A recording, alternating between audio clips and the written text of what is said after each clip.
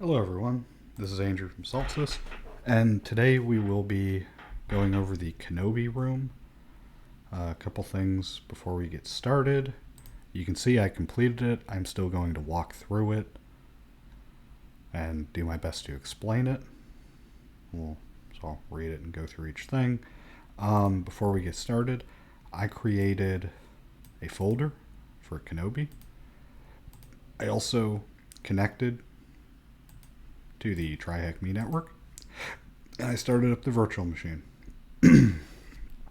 Okay, so obviously deploy your VM, but this room will cover accessing a Samba share, manipulating a vulnerable version of Pro FTPD to gain initial access and escalate your privileges to root via an SUID binary. That all sounds very confusing. It's not. So first thing we got to do is we got to scan this boy. So let's do that. So we're going to do sudo nmap, the IP address, and we don't need to do anything special. I'm going to output. I know I can import this into Metasploit, but just I do things a little differently. I'm going to output this file. It's Kenobi nmap scan, and let's go.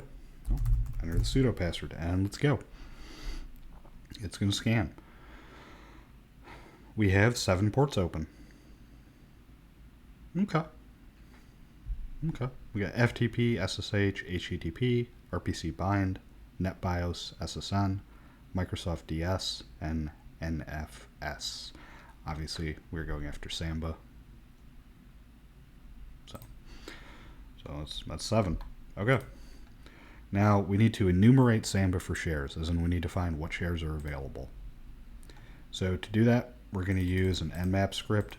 It just like auto completes it and auto fills it in with your IP. So we can just do that. I am going to save an output of it though.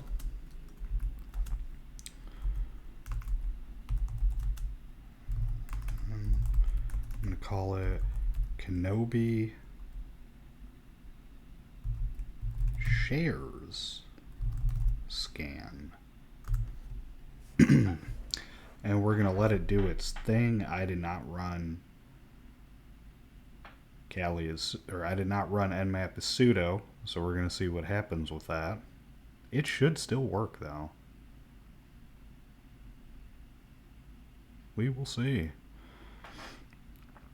And then once we get the shares, we can try connecting to them.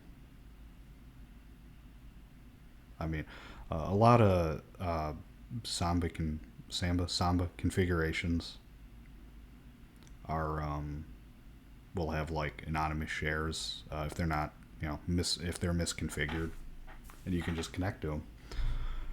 Okay, so we got a couple. We have an anonymous one we can connect to with read and write access. Ooh. Ooh.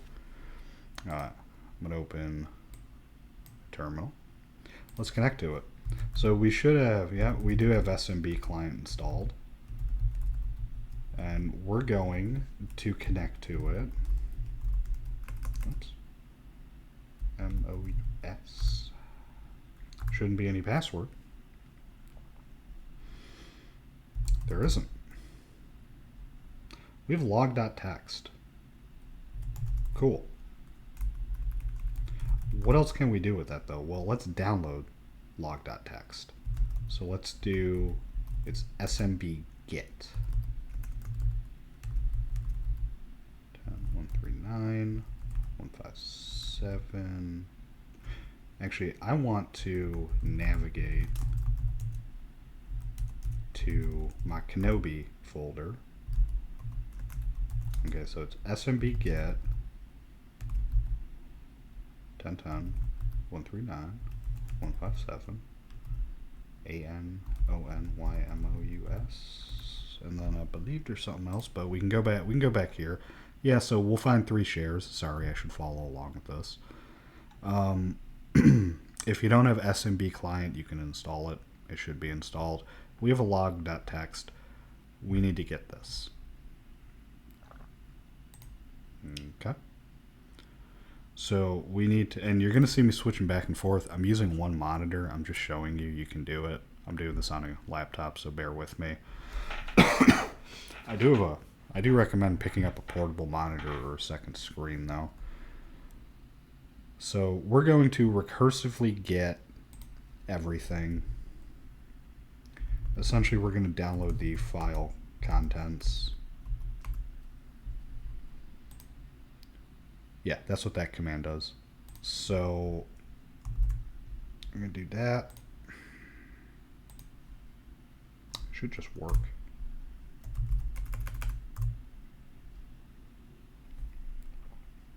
Come on. You can do it. We downloaded something. We got log.txt.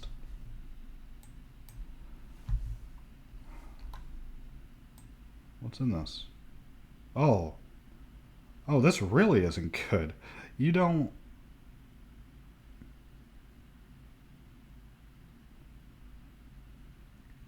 You really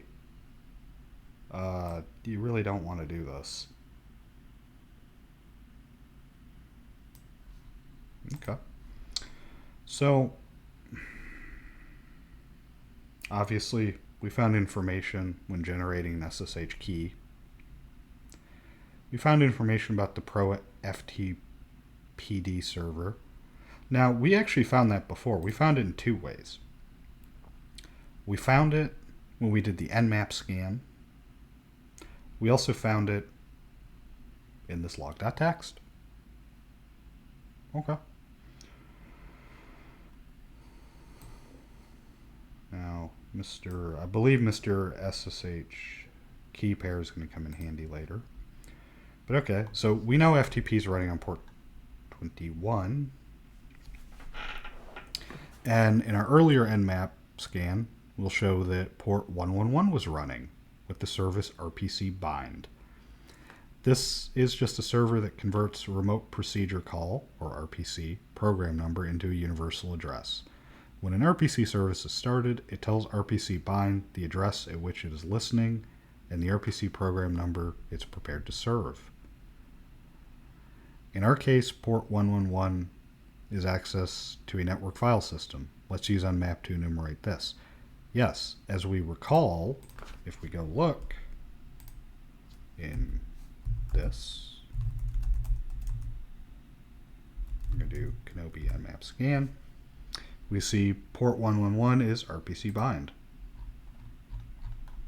Okay. I'm going to clear that so I got some room. Minimize this. We don't need it right now. So what we're now doing is we enumerated, just to walk through this a little bit, we scanned the machine. We enumerated Samba looking for shares. Great. And now we're enumerating, or we downloaded a log.txt from when we enumerated the shares. We analyzed that a little bit. We got the FTP port, but now we're going to enumerate RPC.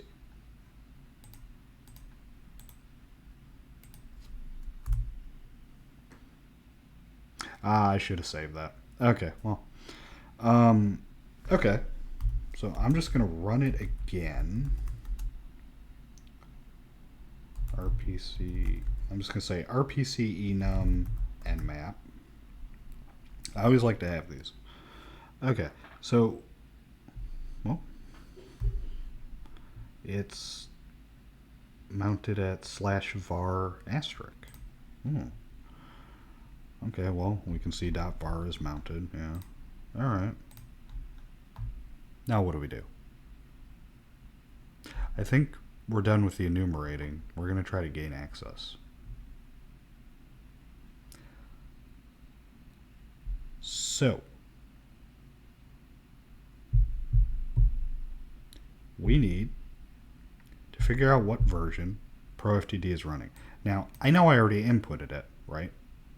We're going to use netcat, known as the Cyber Swiss Army knife.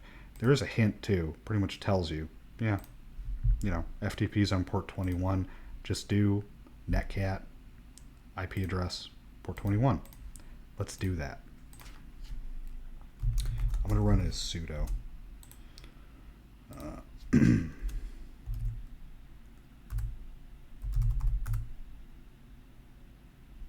Okay. So ProFTP is running version 1.3.5.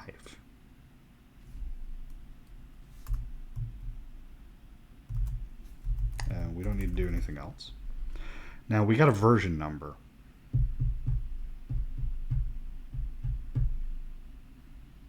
Now we can Google this. We can Google ProFTP version and try to find a vulnerability. You can also do this in Metasploit. Search exploit. It is just a command line tool for exploit DB, but so pretty much we do this: search exploit ProFTPD and the version number. So we're doing, and I'm going to run as sudo search exploit ProFTPD space. What's our version number? 1.3.5. We got 4.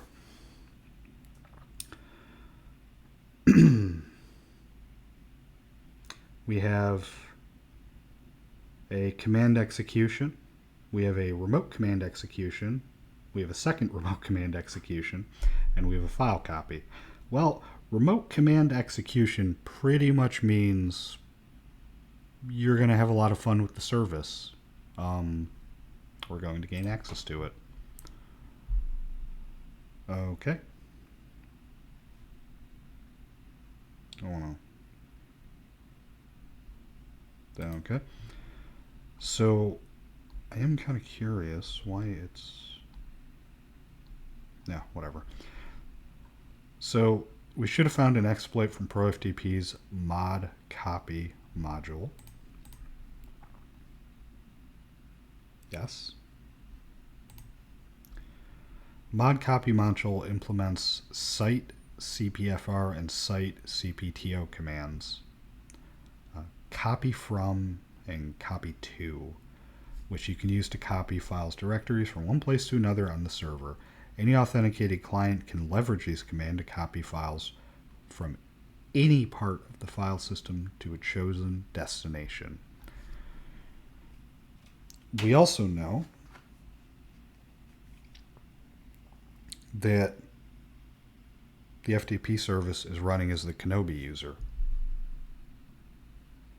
from log.txt. So we're going to copy Kenobi's private key using site copy from and site copy to commands, and they gave a little how to do it. Okay.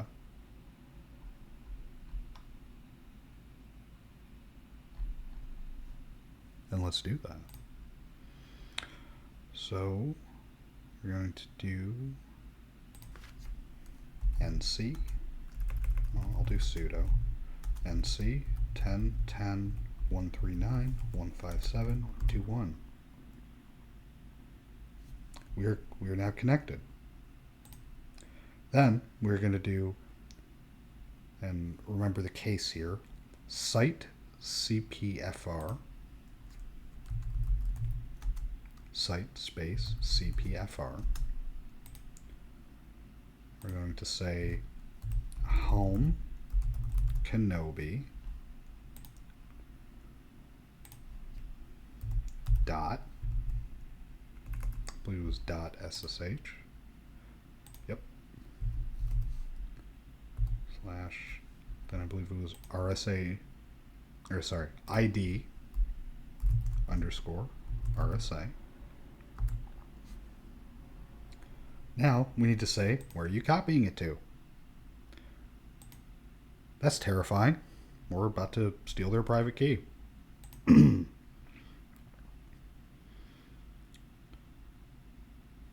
Well, sort of. we're going to copy it to a temp directory. So we're going to do site cp, I believe it was cpto space. Then we're going to do var /temp /id rsa. Hit enter. So we just copied the private key.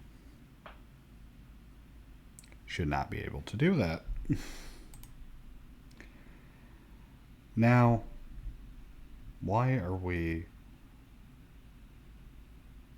mounting that?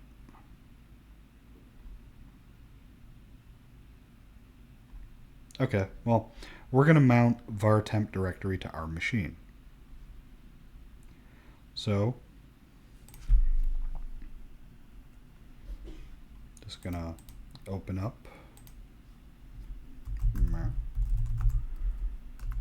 So we're going to make directory.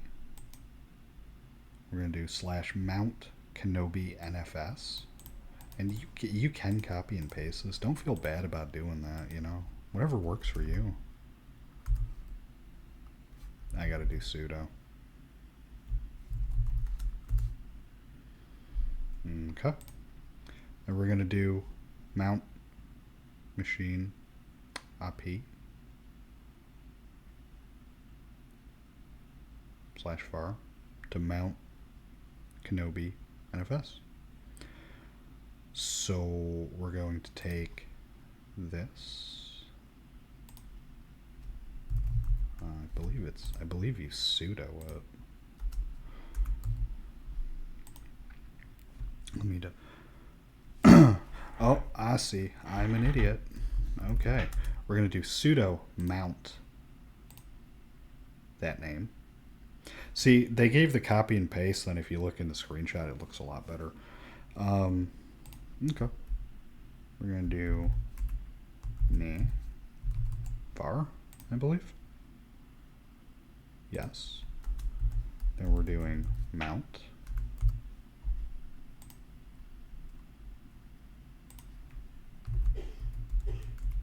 Kenobi NFS. Should go through just fine.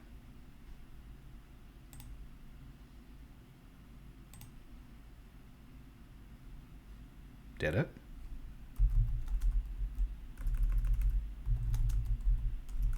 Let's go check.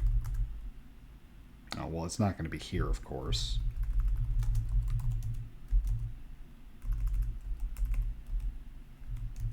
Oh, it should be the mount directory. Kenobi.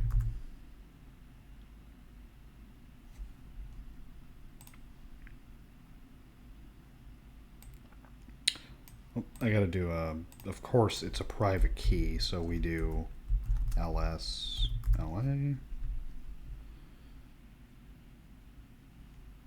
I break something? No. Oh, that's right. We put it in var temp.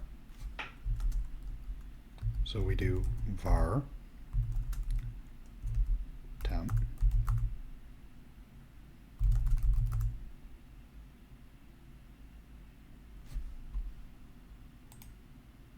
Is it not in here?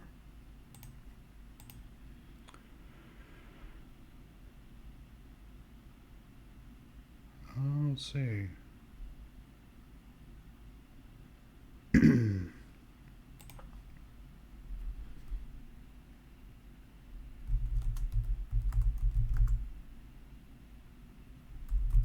Check our present working directory. Oh, we're in var. That's why.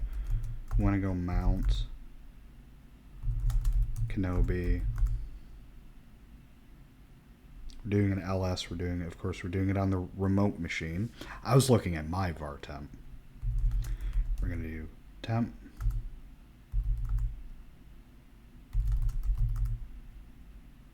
There we go. ID RSA, and I'm going to cat it. Hi, private key. How you doing there, bud?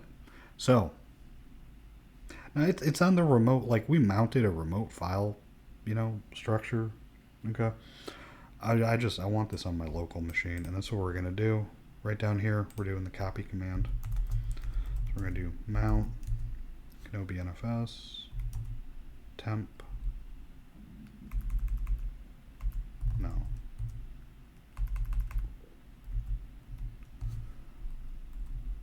Should be var. Oh, I'm having a moment, but it's okay. Oh, that's right. Temp ID RSA.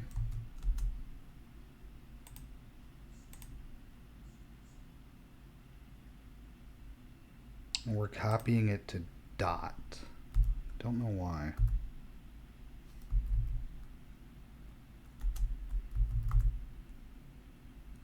Let's just move it. I don't know why they're having you do that. And where are we moving it to? We're just moving it to our downloads. In my case, I'm going to move it to my Tryhackme documents. To Kenobi. I was saying it's a read-only file system. Oh, because we want to copy it. And let's go see if it's there.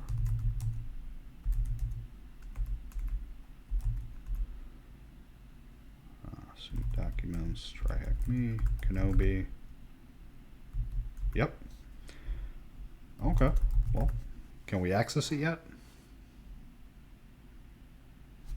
No. Not this moment. We need to chmod it. We need to change the mode of the file. I believe it's at 600. Okay, yeah. Do DRSA.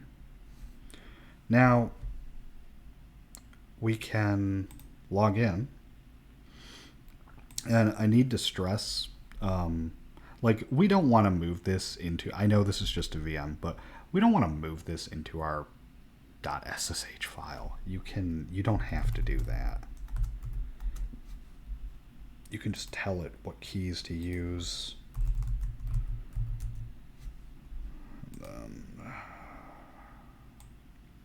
And we know the username is Kenobi at, what's it at though? It's at our IP address, right? Of course, we need to note, oh, I can just grab the IP address right there. Just note the case and all that. All right, paste selected. What? Oh, I did shh. It's not shh, it's SSH.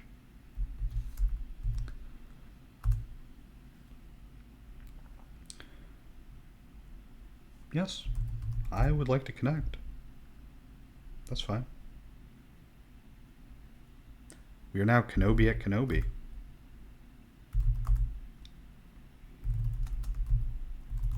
It's in the user text file. Oh, what's that? And that's Kenobi's user flag. Okay. Now we're moving on to privilege escalation. We have an SSH key. We connected to him. What groups is he a part of? He's a part of sudo. But we don't know his password. Now here's where this make it confusing to you. And they have a nice little graphic for us to use. Let's understand what SUID, SGID, and sticky bits are. An SUID bit, user executes the file with permission of the file owner. On files, on directories, name. SGID bit, user executes the file with permission of the group owner on files. And on directories, files created in directories gets the same group owner. On files, sticky bit, no meaning. And on directories, users are prevented from deleting files from other users. Now, this all sounds really confusing, and you know what? It is. Right? It can be. And you need to, I mean, there's whole books on the permission systems for Linux and for Windows. So don't stress too much if you don't remember certain things. I have to look things up all the time. Okay, so SUID bits can be dangerous. Some binaries, such as password, needs to be run with elevated privileges, as it's resetting your password on the system. However, other custom files that have the SUID bit can lead to all sorts of issues. Kind of weird there. So search the system for these types of files. Run the following command. Find yeah. Okay.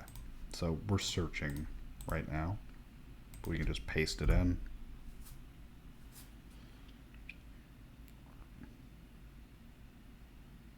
Get a lot of things, right?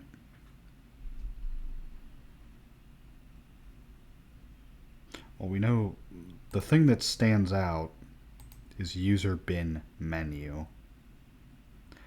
To tell you the truth, I don't understand why it stands out. But let's run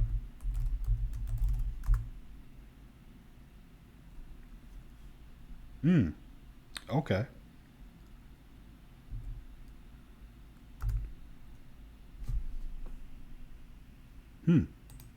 Okay.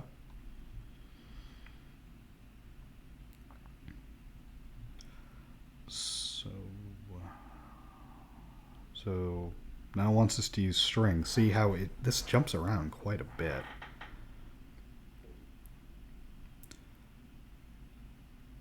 So if you'll just give me a moment.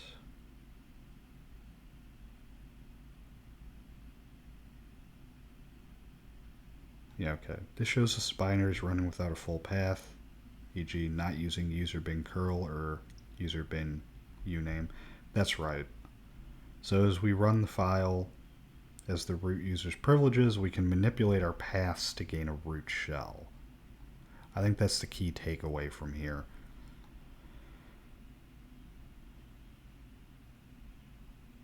So what we need to do is pretty much this. And then when we run it, it'll essentially give us a root shell. So let's enter that in. And again, you're going to see me going back and forth. So we're going to echo bin sh to curl. We're going to chmod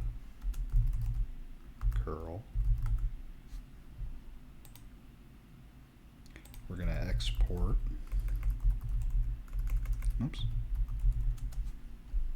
the path. And remember, this is all case sensitive. You're going to have a bad day if you're messing up the case. Why is it not letting me? Okay, that was very weird. So we're going to export the path to /temp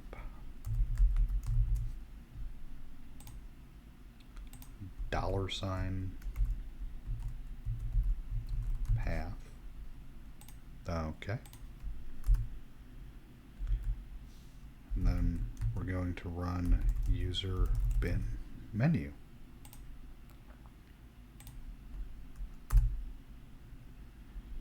Now we're going to say status check. Didn't do anything. Why?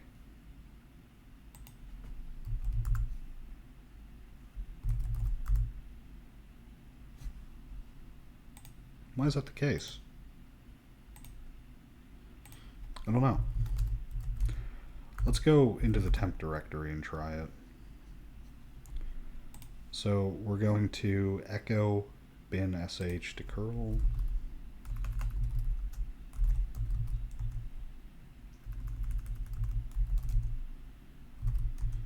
I seem to recall having an issue with this in the past. Then we're going to do, oops, we're going to chmod it. We're going to export path to temp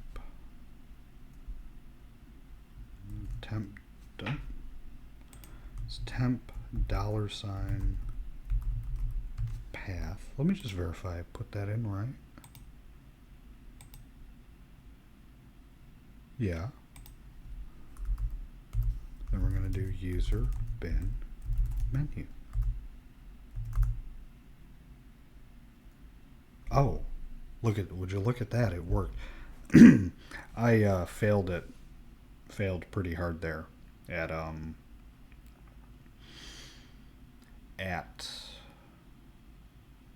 permissions for a minute there, and wasn't really thinking about it.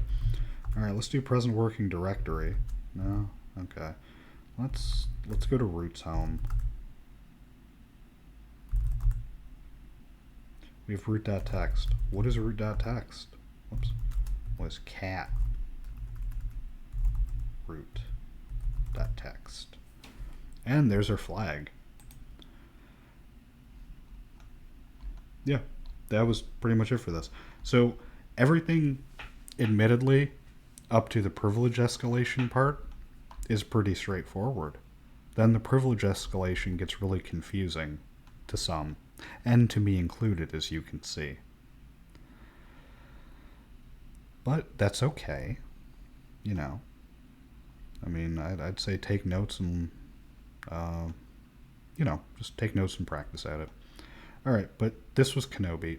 I hope you enjoyed it, and I hope instead of just taking the answers, you actually do this for yourself. It is very rewarding, very satisfying, and I will see you all next time.